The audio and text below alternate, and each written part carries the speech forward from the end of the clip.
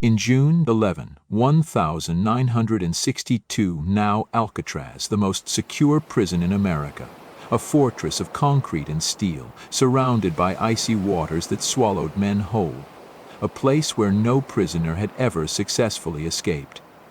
Until that night. Frank Morris and the Anglin brothers, John and Clarence, weren't ordinary criminals. They were masterminds, smart, patient, and dangerously determined. For months they played a game of shadows, working in silence while the prison breathed around them.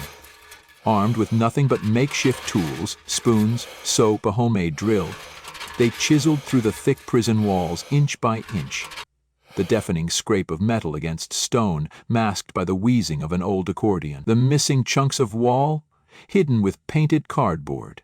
Every move calculated, every detail flawless. Guards strolled past their cells, oblivious to the deception inches away, because the trio didn't just escape, they played the prison like a grand illusion. When the guards glanced into their cells, they saw men sleeping, heads on pillows, but the heads were fake, papier-mâché, real human hair and a little bit of genius. Then came the night, June 11, a final deep breath, no mistakes now. One by one, they crawled through the gaping holes in their cells. Heartbeats thundered. The narrow shaft above led them to the roof. One wrong move, one misstep, and they'd plummet into the unforgiving concrete below. The wind howled. The searchlights cut through the darkness like knives, but they moved like ghosts, silent, unseen. Ticking clock.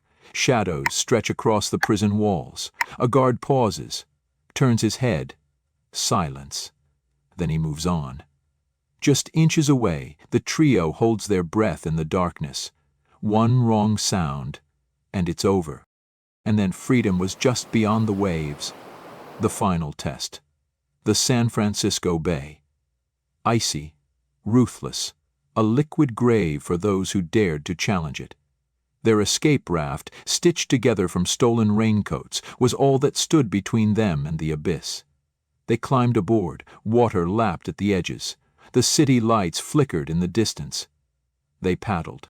A sudden gust of wind, the raft wobbles, water seeps in. Did they make it, or did the sea claim them? By dawn, Alcatraz was in chaos. The sirens wailed. Guards ran, searching for men who no longer existed. The FBI launched one of the most extensive manhunts in history, but no bodies were ever found. Officially, they drowned. That's what the government says, but the truth? It's far stranger. A postcard, sent years later to the Anglin family, a grainy photograph, two elderly men in Brazil, believed to be John and Clarence, a deathbed confession from an alleged accomplice, whispering that they made it, that they survived. A secret letter, a hidden bank account, whispers of a quiet life in South America. And then, the biggest question of all, if they lived, where did they go? No one knows, no one ever will. Alcatraz was never the same again. And neither was the legend of the greatest prison break in history. What do you think? Did they escape? Drop your theories in the comments below, and don't forget to like, share, and subscribe for more real-life mysteries that defy the impossible.